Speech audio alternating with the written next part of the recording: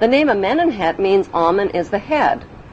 Besides Pharaoh Amenemhet and biblical Abraham living in the same place at the same time, is there any other evidence connecting biblical Abraham to Pharaoh Amenemhet I? According to Egyptian history, Pharaoh Amenemhet I was not of royal blood, and his family origin is unknown.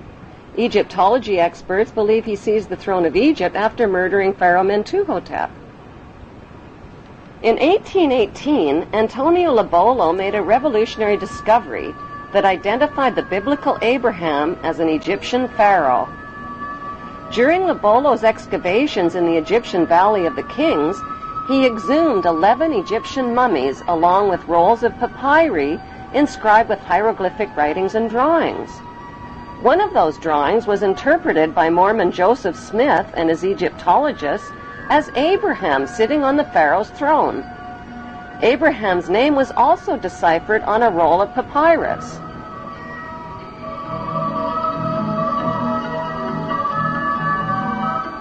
Joseph Smith published his controversial findings in the Book of Abraham in 1842 and was murdered 2 years later.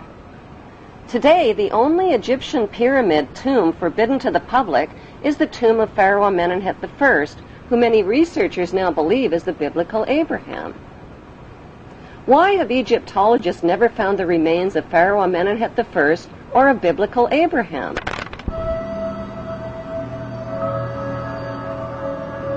The best explanation is that their common remains are concealed inside the famous Ark of the Covenant. The Hollywood movie Raiders of the Lost Ark was about the search for the lost Ark of the Covenant. According to the Bible story, the tablets of the 10 Commandments given to Moses by God were stored inside the Ark.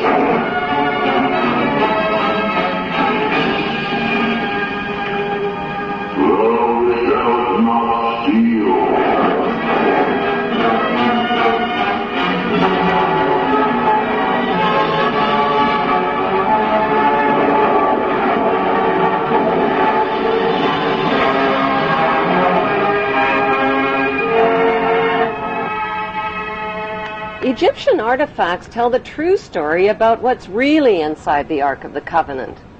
The Ark of the Covenant is, in fact, an Egyptian canopic chest, where the dried organs of royal kings and pharaohs were stored, not the 10 Commandments. Why did the Hebrews call their royal canopic chest the Ark of the Covenant? Because the name signifies the covenants or promises that God made with Abraham. Would the Hebrews carry the Ark of the Covenant into battle to kill and steal if it really contained commandments like, "Thou shalt not kill or steal"? The best explanation is that the Ark contained the remains of their ancestral leader who led them into battle. Biblical Hebrew rulers like King Solomon broke all of the commandments, just like today's rulers who make and break laws and commandments to exploit the obedient masses. The evidence shows that the ancestral patriarch of the Hebrew Jews is Amenemhet I, and that his biblical name is Abraham. Since Pharaoh Amenemhet worshipped the god Amen, are Amen and the biblical God the same God? Michelangelo's Vatican painting of God depicts God as an angry, bearded white man. God's words, actions, and deeds in the Bible's Old Testament show God's extreme favoritism for the Hebrews generally and for Hebrew males in particular. By today's standards, that behavior is considered both racist and sexist. God admits to being a jealous God who approves of ritual human and animal sacrifice as proof that he is obeyed and worshipped above all other gods. He terrorizes, punishes, and kills the enemies of the Hebrews.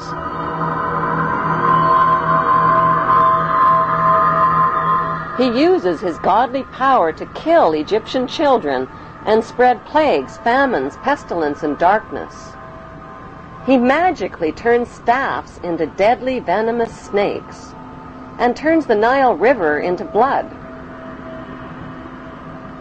Like the biblical god, the god Amun-Ra also turns the Nile River into blood in the Egyptian myth of Hathor. The Bible God's opinion of humanity is that all human beings are sinful children who are all born into sin.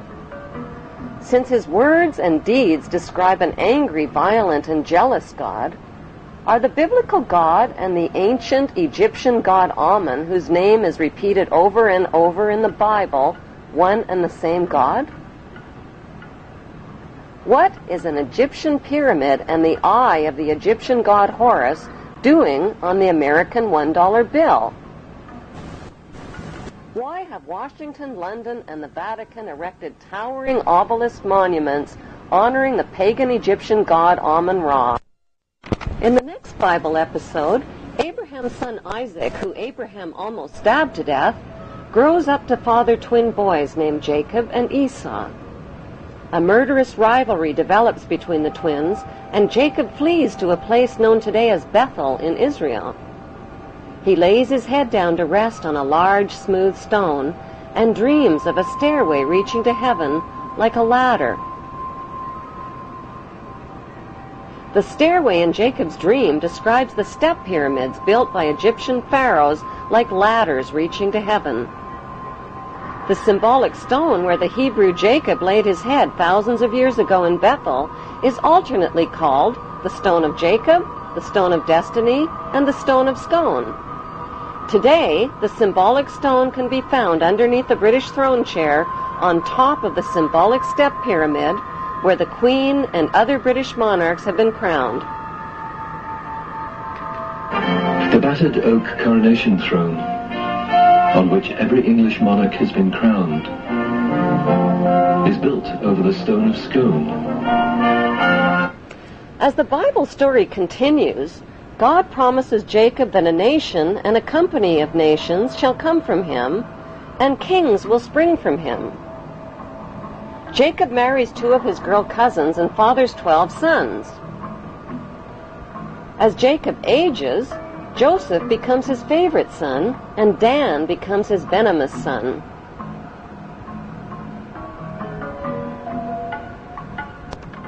Jacob eventually takes his sons and his Hebrew clan and migrates from Canaan into Egypt. This Hebrew migration into Egypt closely parallels Egyptian history when the Semitic Hyksos migrants overthrew the Egyptian pharaohs and seized the throne of Egypt. One of the Semitic Hyksos leaders who became king of Egypt was Yacuber. Since Yacuber is the Aramean name for Jacob, Egyptology experts interpret this as factual evidence that the biblical Jacob and the Hyksos king Yacuber were one and the same. Historical records show that the Semitic Hyksos kings ruled Egypt for over 100 years. The Egyptian people rebelled against these Semitic kings and pushed them into northern Egypt. By 1500 BC, a peace agreement was reached between the Egyptians and the Semitic Hyksos, which allowed the Hyksos people to leave Egypt peaceably and move to Palestine and Jerusalem in the Egyptian-controlled land of Canaan. Their gradual and peaceful migration closely matches the Bible story of the Semitic Hebrew exodus from Egypt into Canaan in 1447 BC. According to the Bible story, when the Hebrews arrived in Canaan, they renamed it Israel and divided the land up into 12 tribal states, which they named after the sons of Jacob. Jacob's favorite son Joseph stayed behind in Egypt. Joseph hid his Hebrew identity by marrying an Egyptian wife and changing his name to the Egyptian name Zaphanath-Paneah, which means he who can reveal secrets.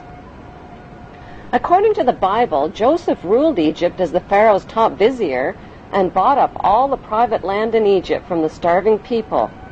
Then he taxed them out of 1/5 of their income. Was Joseph the chief vizier of Pharaoh and Moses, who negotiated the peace agreement allowing the Semitic Hebrew Hyksos people to settle in the Egyptian-controlled land of Canaan?